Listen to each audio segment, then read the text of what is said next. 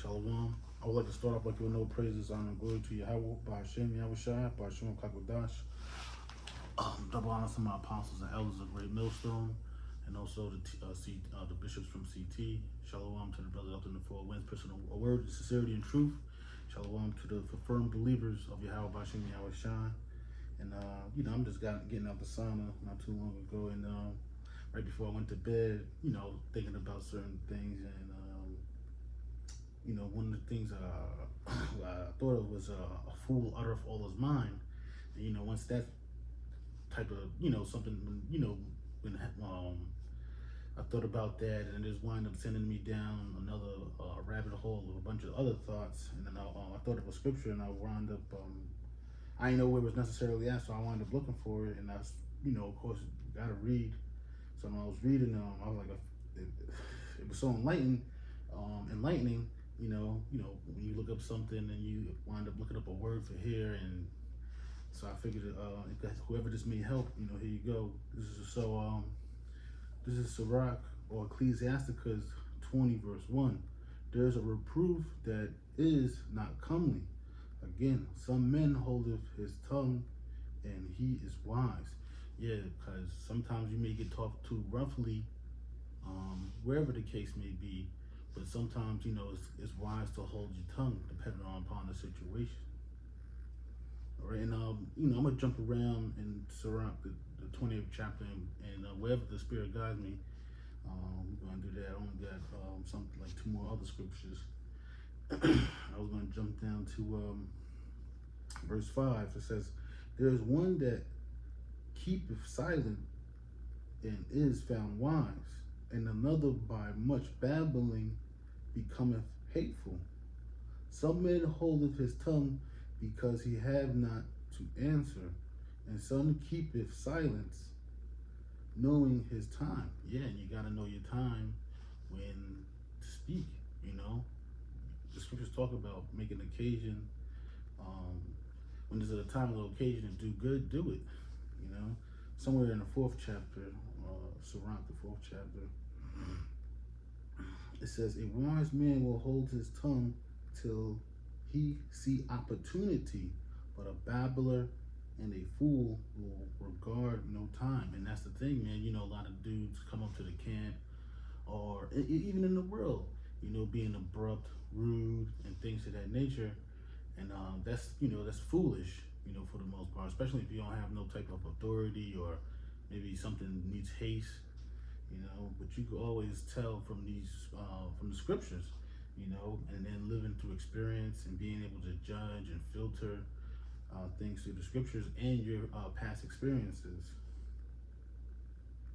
I'm gonna jump down to 19.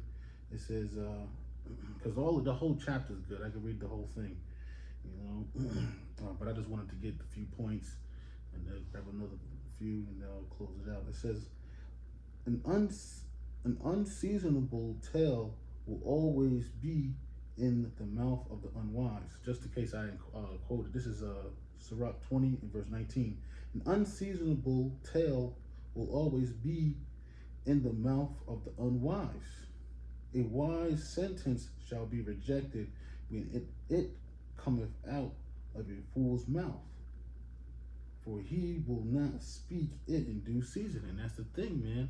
A fool uttereth all his mind, and that's not good, man.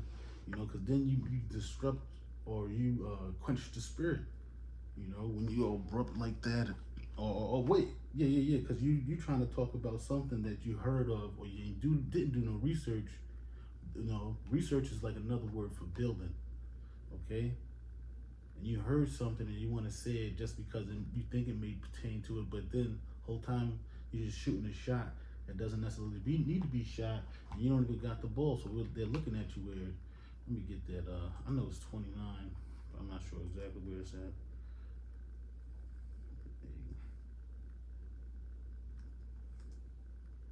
Slovakia.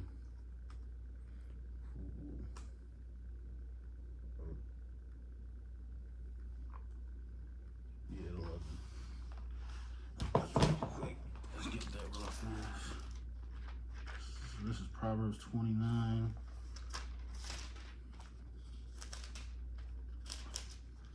verse 11, and in Proverbs 29, verse 11, a fool uttereth all his mind, but a wise man keepeth it till afterwards. Yeah, so man, you see what? A fool will say something on how he feels, even though he could be in the wrong. Or sometimes when you get reproved and you feel as though the brother is wrong on this aspect or this point, and he might be just a little off, but for the most part he's right. Or it might be way off, but the fact that a man is saying something means that you need to watch your spirit, or go over some things that you may be doing that the spirit is on you to try to correct you, because that happens a lot. It may not be in that particular area, or say the brother, or maybe the brother getting on you because you're late. All right, and then sometimes you might be on time, you might even be early, and then the brother say something about you being late, and then you kind of snap and say something, and then there's a back and forth. But then the whole time it was maybe he was doing something maybe that wasn't spiritual before camp. It's a real spiritual day. So yeah, man, a fool uttereth all his mind, and there you go. Oh yeah, Salakia. There was a word. Oh man, I'm gonna try to get it. Salakia, basement. That was in this chapter, and when I read it, oh yeah, it talked about there you go, verse 11. This is Sirach 20, verse 11. There is an abasement because of glory, and there is a lifting up his head from a low estate. Yeah, so sometimes you need to come down to rise up and spring forth like a blossoming tree or some type of flower. And then just going back, because the brother Money got into the plants and stuff, and I seen one of his videos, he talked about like sometimes you gotta break the plant, and then basically it will stunt its growth, but it will get ahead and bring forth more fruit, and that sometimes that happens in this truth, man. You get hurt or you get knocked down, and it's required us to get back up and to keep walking, okay? To be an example that even though we mess up, it's still you gotta do this, man. The Lord said He was going to kill you. I thought about that earlier today, but I didn't look for it. It's in Job somewhere. We'll do a video on it. Yeah, basically, if you stop this word, you stop pushing this work, man. The Lord's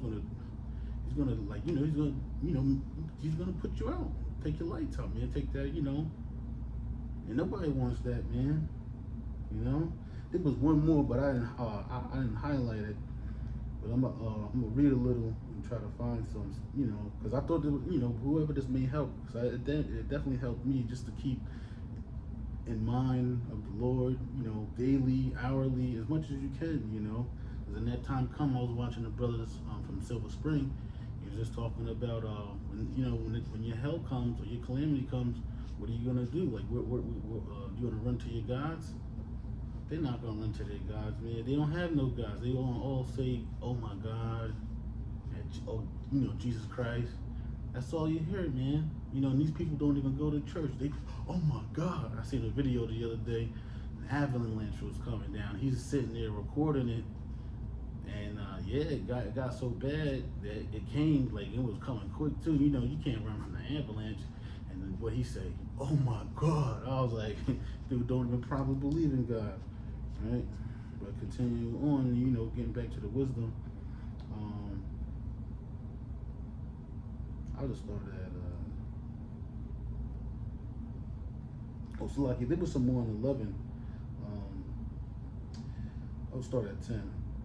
There is a gift that shall not profit thee, and there is a gift whose recompense is double.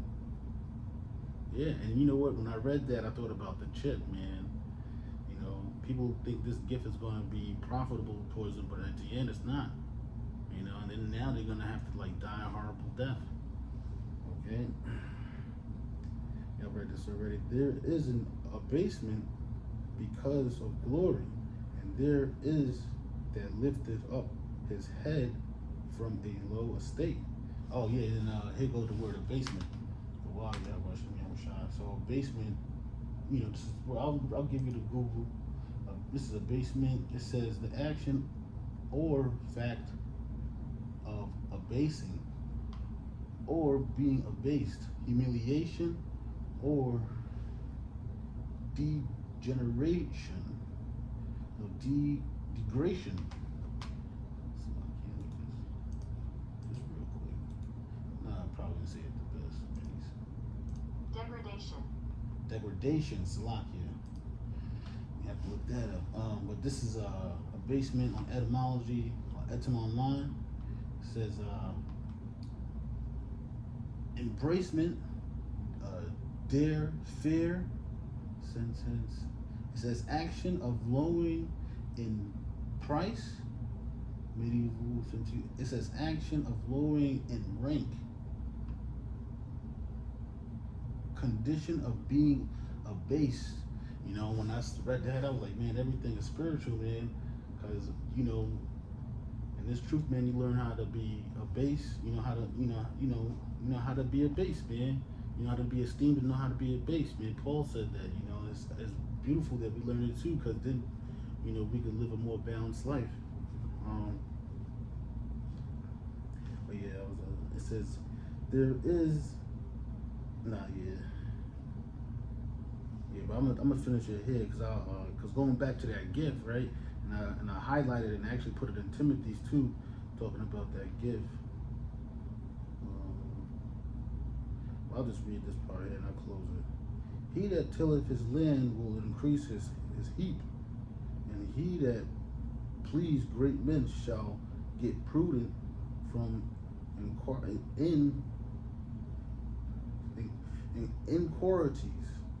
It says, presents and gifts blind the eyes of the wise, and stop up the mouth that he cannot reprove. So basically that's talking about, hey, a man's giving you gifts, you're probably getting bonuses and like extra bigger commissions and things of that nature. But then when it's time to get ahead and reprove this, you're not going to be able to say nothing because you've been getting, the handouts. It says, wisdom that is hid is not treasure. Wisdom that is hid and treasure that is abhorred up. What profit is that in them both? Better is he that hideth his folly than a man that hideth his wisdom. Yeah, so it's better to hide your folly, like being all giggly and goofy all the time, right? It's better to show your wisdom versus folly. So it's good to dial back on that and be more serious or be more attentive of listening and being spiritual about your surroundings. This is necessities, patience, in seeking the Lord is better than he that leadeth his life without a guide. It's funny because I totally forgot about this scripture and I was just about to close it.